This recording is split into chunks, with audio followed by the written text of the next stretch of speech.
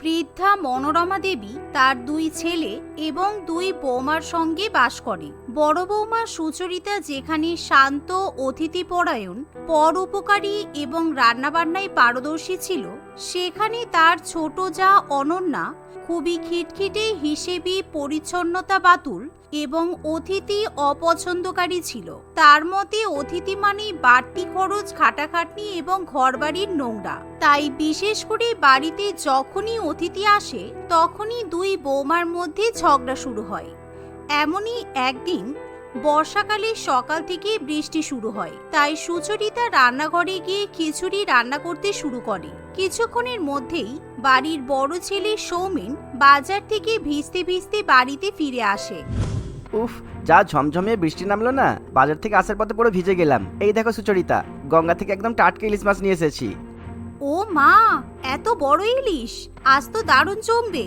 অনন্যা দেখো কত বড় ইলিশ মাছ এনেছে। বেগুন দিয়ে পাতলা ঝোল আর কড়া করে ভাজা হলে আজকে দিনটা একদম জমে যাবে। বলো, জমে যাবে মানে কত দিয়ে কিনলে শুনি? নিশ্চয়ই কেজিতে 1000-1200 টাকা জঘন্য দাম হাঁকিয়েছে। আর এই মাছ রান্না হলে গন্ধ পেয়ে পাড়ার লোক অব্দি চলে আসবে। তখন কি সবাইকে পাত পেরে খাওয়াবে? এমন সময় হঠাৎ দরজায় জোরে জোরে কড়া নাড়ার শব্দ পাওয়া যায়। বাইরে সেই সময় প্রচন্ড বজ্রপাতও হয়। ও সৌমেন, শুভেন, দরজাটা খোলো বাবা, পুরো ভিজে ভূত হয়ে গেলাম রে। ও মা, এ তো পিসিমণি আর পিসে মশাইয়ের গলা। অনন্যা, জলদি একটা তোয়ালে নিয়ে এসো তো। সুচরিতার কথা শুনে অনন্যা তখনই হাত গুটিয়ে সোফার উপর বসে পড়ে। তার চোখ মুখের আদল একেবারে বদলে যায়, কারণ বাড়িতে অতিথি এসেছে শুনে অনন্যার মেজাজ একেবারে গরম হয়ে যায়। আমি কোনো তোয়ালে ফোয়ালে আনতে পারবো না। অসময়ে এসে হাজির হলো। এখন 12টা বাজে, দুপুরে খাওয়ার সময়। ইচ্ছে করে এই সময় এসেছে যাতে না খেয়ে যেতে না হয়। অনন্যা, ছি, এভাবে বলছিস? ওনারা বয়স্ক মানুষ। এই বলে সুচরিতা নিজে গিয়ে দরজা খুলে দেয়। এমন সময় বাড়ির মধ্যে ঢোকে পিসি এবং পিসে মশাই।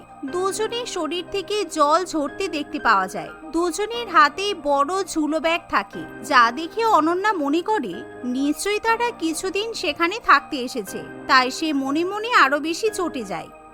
ওরে সুচরিতা, ট্রেন থেকে নেমে আর রিক্সা পেলাম না রে। ভিজতে ভিজতে এলাম। তোর পিসে মশাইয়ের হাঁপানির টান উঠে গেছে প্রায়। আপনারা ভেতরে আসুন, বসুন এখানে। আমি এখনই শুকনো কাপড় আর গরম গরম চা নিয়ে আসছি। ঘরের মেঝেময় কাদা লেপে দিলে তো? এইমাত্র আমি মোজাইকের মেঝেটা ফিনাইল দিয়ে মুছে রাখলাম। এখন আবার পুরো ঘর মুছতে হবে। অনন্যার কথা শুনে পিসিমণি অত্যন্ত লজ্জিত এবং অপরাধী বোধ করে। তাই সে নরম সুরে বলে, ও ছোট বউ, তুই রাগ করিস না মা। বৃষ্টিটা এমন আচমকা এলো, আমরা তো ডাক্তার দেখাতে শহরে এসেছিলাম। ভাবলাম তোদের বাড়িতে একটু জিরিয়ে নি। জিরানোর জন্য তো স্টেশনে ওয়েটিং রুম আছে, আর শহরে এত হোটেল। সব কথাতেই তো আমাদের বাড়িটাই মনে পড়ে সবার। অনন্যা, তুমি থামবে? পিসিমণি, আপনি ওর কথাই কান দেবেন না। ছোট বউয়ের মেজাজটা আজ একটু খারাপ আছে। মেজাজ খারাপ মানে? যা সত্যি তাই বলছি। আমার শোয়ার ঘরের পাশের ঘরে কিন্তু তুলোধনার পাপোশ পাতা আছে। খবরদার ওখানে ভিজা জুতো নিয়ে যাবেন না। আজকে আসুক শুভেন, আজ একটা হিল্লে করতেই হবে। এই বলে অনন্যা রাগে গজগজ করতে করতে নিজের ঘরে চলে যায়। সেদিন অনন্যা সংসারের কোনো কাজকর্মে হাতও দেয় না। দেখতে দেখতে দুপুরে খাবার খাওয়ার সময় হয়ে আসে। এমন সময় অনন্যা নিজের ঘর থেকে বাইরে বেরিয়ে এলে সুচরিতা বলে, অনন্যা, ইলিশ মাছের 5টা টুকরো বেশি করে ভাজছি। পিসে মশাই ইলিশ ভাজা খেতে খুব ভালোবাসে, আর খিচুড়িটাও একটু বেশি করেছি।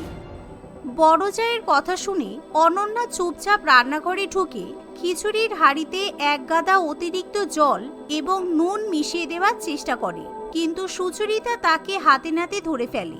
যা দেখে সুচরিতা খুব রেগে যায়। এ কি করছো অনন্যা? খিচুড়িতে জল আর অত নুন ঢালছো কেন তুমি? খিচুড়ি তরল হলে আর নুন বেশি হলে কম খাবে। তাছাড়া আমাদের নিজেদের খাবারের কি হবে? ওরা খাবে আর আমরা বাটি চেটে খাবো? আমি চাই ওনারা এখনই খেয়ে কেটে পড়ুক। অনন্যা, তুমি এত নিচে নামতে পারলে? নিজের পিসি মশাইকে বিষাদ অন্ন খাওয়াবে? ঈশ্বর তোমাকে ক্ষমা করবেন না। সরে দাঁড়াও রান্নাঘর থেকে। আজ রান্নাঘর পুরোপুরি আমার, তোমার হাত দেওয়ার কোনো দরকার নেই। যাও। ও বাবা, কত বড় তাড়াতাড়ি আমার! সব যেন নিজের বাপের বাড়ির সম্পত্তি উড়াচ্ছ মনে হচ্ছে, তাই এত দয়া? দাঁড়াও, শুভেনকে ফোন করছি আমি। এই বলে অনন্যা ফোন বের করে তখনই তার স্বামী শুভেনকে ফোন করে। অনন্যা এত জোরে জোরে চিৎকার করে কেঁদে কেঁদে ফোনে কথা বলে যে বাড়ির অতিথিরা তার সমস্ত কথাই শুনতে পায়। শোনো, তুমি এখনই বাড়ি এসো। তোমার বড় বৌদি বাড়িটাকে অনাথ আশ্রম বানিয়ে ফেলেছে। বৃষ্টির মধ্যে সারা গায়ের লোক ডেকে এনে থালা ভরে গঙ্গার ইলিশ খাওয়াচ্ছে, আর আমি প্রতিবাদ করতে গেলে আমাকে অপমান করছে। তুমি না এলে আমি এখনই কিন্তু বাপের বাড়িতে চলে যাব। ফোনের অন্য প্রান্ত থেকে শুভেনেরও চিৎকার শোনা যায়। তাছাড়া শুভেন সবসময় তার বউয়ের হয়েই কথা বলে। আমি 10 মিনিটের মধ্যে আসছি, দাদাকে আজ এর একটা ফয়সলা করতেই হবে। এদিকে সুচরিতা বাড়ির অতিথিদের জন্য এবং বাড়ির অন্যান্য সদস্যদের জন্য খাবার পরিবেশন করতে শুরু করে। ঠিক সেই সময় শুভেন ঝড়ের মতো বাড়িতে প্রবেশ করে। অন্যদিকে বাইরে বৃষ্টির বেগ আরো বেড়ে যায়, সাথে ঝোড়ো হাওয়া হয়। শুভেন ঘরে ঢুকেই চিৎকার করতে শুরু করে দেয়। দাদা, দাদা, কোথায় তুমি? এসব কি হচ্ছে বাড়িতে? কি হয়েছে শুভেন, এত চেঁচাচ্ছিস কেন? পিসিমণিরা এসেছেন, বয়স্ক মানুষ, একটু শান্ত হয়ে কথা বল। কেন শান্ত হব? অনন্যা আমাকে সব বলেছে। প্রত্যেকবার বৃষ্টিতে আমাদের বাড়িতে লোকজনের মেলা বসে কেন? এই ইলিশ মাছের টাকাটা কি দাদার পকেট থেকে গেছে নাকি সংসারের যৌথ তহবিল থেকে? বাবা শুভেন, ছোট বৌমা, তোমরা আমায় ক্ষমা করো। আসলে আমরা বুঝতে পারিনি যে আমাদের আশাটা তোমাদের অসন্তোষের কারণ হবে। বৃষ্টি কমলেই আমরা চলে যাচ্ছি। খাওয়া দাওয়ার কোনো দরকার নেই মা। না পিসি মশাই, আপনি এমন কথা বলবেন না। আপনার পায়ে পড়ি, আপনি বসুন। অতিথিকে অপমান করে বের করে দিলে এই ঘরে চাল উড়ে যাবে। আবার দরজায় করাঘাত পড়ে, যা শুনে অনন্যা এবার চিৎকার করে ওঠে। আবার কি এলো রে? আজকে কি পুরো শহর আমাদের ঘাড়ে চেপে বসবে নাকি? আমি খুলবো না দরজা। অনন্যা চুপ করো, অনেক হয়েছে। শুভেন, তুই তোর বউকে সামলা, নয়তো আমি সত্যি কঠোর হতে বাধ্য হব। এই বলে সৌমেন দরজা খোলে। সৌমেন দেখে বাইরে এক তরুণ দম্পতি কোলে 1 বছরের একটি ফুটফুটে বাচ্চাকে নিয়ে দাঁড়িয়ে আছে। বাচ্চাটি ঠান্ডায় কাঁপছে এবং কাঁদছে, আর মহিলাটির হাত থেকে রক্ত ঝরছে, যা দেখে সৌমেন খুবই অবাক হয়। দাদা, দাদা, দাদা বাঁচান। আমাদের গাড়িটা সামনের মোড়ে গাছের ডাল ভেঙে পড়ে দুমড়ে গেছে। আমার স্ত্রীর মাথায় চোট লেগেছে, আর বাচ্চাটা ঠান্ডায় জমে যাচ্ছে। এই অঞ্চলে তো কোনো আলোও দেখতে পাচ্ছি না, তাই আপনার বাড়ির আলো দেখে ছুটে এলাম। একটু আশ্রয় দিন দাদা, একটু গরম জল দিন। বাচ্চাটা তো খুব ছোট, আর ওনার হাত থেকে রক্তও পড়ছে। ওনাকে তুমি বরং ভেতরে আসতে দাও। ওরে বাবা রে, কি কাণ্ড! আপনারা ভেতরে আসুন, ভেতরে আসুন। অনন্যা, তাড়াতাড়ি একটা শুকনো তোয়ালে আর ডেটল নিয়ে এসো তো, বাচ্চাটা কাঁপছে দেখো। এমন সময় অনন্যা দরজার সামনে এসে হাত উঁচিয়ে বাধা হয়ে দাঁড়ায়। সে অচেনা অজানা দম্পতিকে ঘরের মধ্যে প্রবেশ করতে দিতে চায় না। একদম ভেতরে পা দেবেন না। কে আপনারা? রক্ত মেখে ঘরে ঢুকবেন আর আমরা হাসপাতালে নিয়ে যাওয়ার দায়িত্ব নেব? আজকাল কত রকমের প্রতারক ঘোরে, ডাকাতও তো হতে পারে। বৃষ্টিতে আশ্রয় চাওয়ার নাটক করে চুরি করতে এসেছে হয়তো।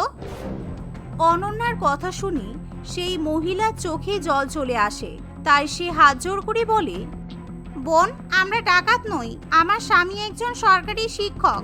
আমরা পিসি শাশুড়ির বাড়িতে যাচ্ছিলাম। বিশ্বাস করুন, বাচ্চার অবস্থা ভালো নেই। একটু জায়গা দিন দয়া করে। না, একদম না। যান, সামনের মোড়ে ক্লাব ঘর আছে, ওখানে গিয়ে বসুন। আমাদের বাড়ি কোনো পান্থশালা নয়। শুভেন, ওদের বাইরে বের করে দাও।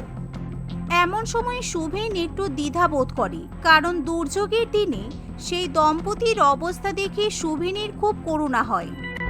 তুমি থামবে? একবার ঢোকালে আর বের করা যাবে না। ঘরের জিনিসপত্র চুরি হলে কে দায়িত্ব নেবে শুনি? অনন্যা, তোমার হৃদয়ে কি একটুও দয়া মায়া নেই? ওটা একটা অবুঝ শিশু। তুমি নারী হয়ে আরেক মায়ের কান্না দেখতে পাচ্ছ না? আজ যদি এই বাচ্চাটার কিছু হয়ে যায়, তবে তার রক্ত তোমার হাতে লেগে থাকবে। বেশ করব। আমার ঘর আমি কাকে ঢুকতে দেব, কাকে ঢুকতে দেব না, সেটা তো আমি ঠিক করব। আমি বলছি, বের হন আপনারা। ঠিক সেই সময় সেই মহিলা অনন্যার মুখের দিকে ভালো করে তাকিয়ে দেখার পর একদম চমকে ওঠে। অনন্যা, তুই অনন্যা না, চন্দননগরের রমার বোন, তাই তো? এমন কথা শুনে অনন্যা একেবারে থমকে যায়। মানে, আপনি আমাকে চেনেন কিভাবে? তুই আমাকে চিনতে পারছিস না? আমি তনিমা, তোর কলেজের সিনিয়র, রমাদির পিস্তুত বোন। তুই যখন ফার্স্ট ইয়ারে হোস্টেলে সিট না পেয়ে বৃষ্টিতে কাক ভিজে হয়ে স্টেশনে বসেছিলিস, আমার বাবা তোকে আমাদের বাড়িতে নিয়ে গিয়ে 3 দিন রেখে খাইয়ে দাইয়ে সুস্থ করেছিল। তোর মনে পড়ে? তনিমার কথা শুনে অনন্যা একেবারে পাথরের মতো নিস্তব্ধ হয়ে যায়, কারণ সেই মুহূর্তে অনন্যা নিজেকে খুবই অপরাধী বলে মনে করে। তনিমাদি, তুমি সেই তনিমাদি? হ্যাঁ, আমি সেই তনিমা। আজ আমার বিপদের দিনে তোর দরজায় এসে মনে হলো পৃথিবীতে বোধহয় আমি অপরাধ করেছি।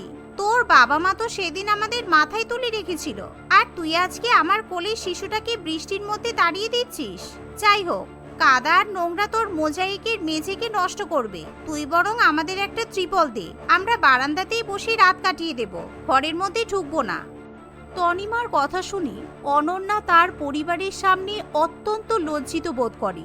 সে কিভাবে ক্ষমা চাইবে সেটাও বুঝে উঠতে পারে না, নাইবা সে কোনো কথা বলতে পারে। তার গলা একেবারে ধরে আসে। শেষ পর্যন্ত অনন্যা তনিমার সামনে হাত জোর করে বলে ওঠে, তনিমাদি, আমাকে এভাবে শাস্তি দিও না। আমি পাপী, আমি অন্ধ হয়ে গিয়েছিলাম। অহংকার আর হিসেব নিকেশের চক্করে পড়ে আমি মানুষ চিনতে ভুল করেছি। আমাকে ক্ষমা করে দাও তুমি। এই বলে অনন্যা ছুটে গিয়ে ঘর থেকে তোয়ালে, শুকনো শাড়ি এবং ফার্স্ট এড বক্স নিয়ে আসে। অনন্যার হঠাৎ এরকম পরিবর্তন দেখে তার পরিবারের লোকেরা খুবই খুশি হয়। আজকে অনন্যা প্রথমবার মন থেকে বাড়ির অতিথিদের সেবা যত্ন করে আপ্যায়ন করে। বৃষ্টি থেমে গেলে পিসিমশাই এবং পিসিমণির বাড়িতে ফিরে যাওয়ার সময় হলে অনন্যা তাদের কাছেও ক্ষমা চেয়ে নেয়। সেদিনের পর থেকে অনন্যা আর কখনো বাড়ির কোনো অতিথিকে অপমান করে না। দেবারতী রামনগর গ্রামে তার 5 মেয়ের সঙ্গে বাস করত। তার স্বামী কিছুদিন আগেই মারা যায়। স্বামীর মৃত্যুর পর 5 মেয়ের দায়িত্ব তার উপর এসে পড়ে। তার মেয়েগুলো অনেক ছোট ছোট ছিল। সে খুব চিন্তায় পড়ে যায়। মেয়েদের মুখের দিকে তাকিয়ে তার খুব কান্না পাচ্ছিল। এসব কি হয়ে গেল? আমার 5 মেয়েকে আমি এবার কি করে মানুষ করব? ওদের খাওয়াবো কি করে? ওদের পড়াশোনা কি করে করাবো? আর সবচেয়ে বড় কথা, আমি ওদের বিয়ে দেব কি করে? হে উপরওয়ালা, তুমি আমার সঙ্গে কেন এমন করলে? আমাকে তুমি কোনো একটা পথ দেখাও। এবার আমি কোন দিকে যাব, কি করব? দেবারতী মনের দিক থেকে অনেক ভেঙে পড়েছিল। তার পাশে দাঁড়ানোর মতো কেউ ছিল না। কিছুদিনের মধ্যেই বাড়ির চাল ডাল আনাজ সব শেষ হয়ে যায়। দেবারতী তাদের প্রতিবেশী বিমলা দেবীর কাছে সাহায্য চাইতে চায়। বৌদি, তুমি জানো তো, আমার বর মারা যাওয়ার পর থেকে আমার মেয়েদের দায়িত্ব আমার উপর এসে পড়েছে। মেয়েদের খাওয়ানোর মতো সামর্থ্য আমার নেই। তুমি দয়া করে আমাকে তোমার বাড়িতে একটা কাজ দাও। আমি আবার কি কাজ দেব বলো তো? আমার বাড়িতে তো অলরেডি 3টে চাকর আছে। আর তুমি তো পড়াশোনাও জানো না যে আমার বরের অফিসে কোনো কাজ দেব। বুঝতে পারছি তুমি অনেক জ্বালাতনে পড়েছো, কিন্তু আমার কিছু করার নেই গো। বৌদি, তোমাদের অফিসে ধোয়া মোছার কাজ দিলেও আমি করব। আমাকে কোনো একটা কাজের ব্যবস্থা করে দাও দয়া করে। আমার মেয়েদের পড়িয়ে লিখিয়ে আমি শিক্ষিত করতে চাই। ওদের ভালো জায়গায় বিয়ে দিতে চাই আমি। দেখো, এখন মেয়েদের বিয়ে দেওয়া অনেক কঠিন ব্যাপার হয়ে গেছে। তোমার তো আবার 5টা মেয়ে। 5টা মেয়েকে পড়াশোনা করানোর খরচ কত জানো? আর ভালো ঘরে বিয়ে দিতে গেলে মোটা টাকা যৌতুকও দিতে হবে, বুঝেছো? সেই জন্যই তো আমি কাজের খোঁজ করছি। তাই বলছি, শোনো, তুমি অন্য যে কোনো একটা বাড়িতে কাজে লেগে পড়ো। আমাদের বাড়িতে তো হবে না। তোমাদের পেট চালানোর মতো ইনকাম তোমার হয়ে যাবে। তোমার মেয়েদের পড়াশোনা করানোর চিন্তা তুমি বাদ দাও। ওদের ঘরের কাজ বাজ করা শেখাও। বড় হলে বয়স্ক কোনো ছেলে, কিংবা ধরো বউ মারা গেছে, কিংবা ধরো বউ ডিভোর্স দিয়ে দিয়েছে, সেই ছেলের 2-3টে ছেলে পিলে আছে, এমন ছেলে দেখে বিয়ে দিয়ে দেবে। আবার কি? এ কি বলছো বৌদি? আমি বেঁচে থাকতে কখনোই এমন হতে দেব না। আমি আমার মেয়েদেরকে যার তার হাতে তুলে দিতে পারবো না। সেটার জন্য আমাকে যা করতে হয় আমি করব। দেবারতী অনেকগুলো বাড়িতে গিয়ে কাজ দেওয়ার জন্য হাতে পায়ে পড়তে শুরু করে। অবশেষে একটা বাড়িতে সে কাজ পায়। সকালবেলা ঘুম থেকে উঠে সে তার মেয়েদের জন্য রান্না করে এবং ঘরের সব কাজ করে দিত। বেশ কয়েক মাস এভাবেই কেটে যায়। দেবারতী অল্প অল্প করে টাকা জমিয়ে তার বড় মেয়ে মোহনাকে স্কুলে ভর্তি করে দেয়। মোহনা রোজ স্কুল থেকে যা কিছু শিখে আসতো, বাড়ি এসে সে তার বাকি বোনদের সবকিছু পড়াতো। মোহনাকে দেখে মেঝো মেয়ে রিমি স্কুলে ভর্তি হওয়ার জন্য বায়না করে। মা, তুমি শুধু দিদিকে স্কুলে ভর্তি করেছো কেন? বোনগুলো তো এখন ছোট, ওরা না হয়ে এখন স্কুলে যেতে পারবে না, কিন্তু আমি তো অনেকটাই বড় হয়ে গেছি। আমিও স্কুলে যাব মা, আমাকেও স্কুলে ভর্তি করে দাও না মা। হ্যাঁ রে মা, আমি তোদের সবাইকে এক এক করে স্কুলে ভর্তি করব। আমাকে একটু সময় দিতে হবে রে মা। স্কুলে ভর্তি করতে তো টাকা লাগবে। একটা বাড়িতে কাজ করলে তো মাসে 500 টাকার বেশি দিতেই চাই না। তুই এখন দিদির কাছে পড়, আমি ঠিক তোকেও স্কুলে ভর্তি করে দেব। দেবারতী তার মেজো মেয়েকে স্কুলে ভর্তি করার জন্য আরো বেশি টাকা ইনকাম করবে বলে অন্য একটি বাড়িতে কাজ ধরে।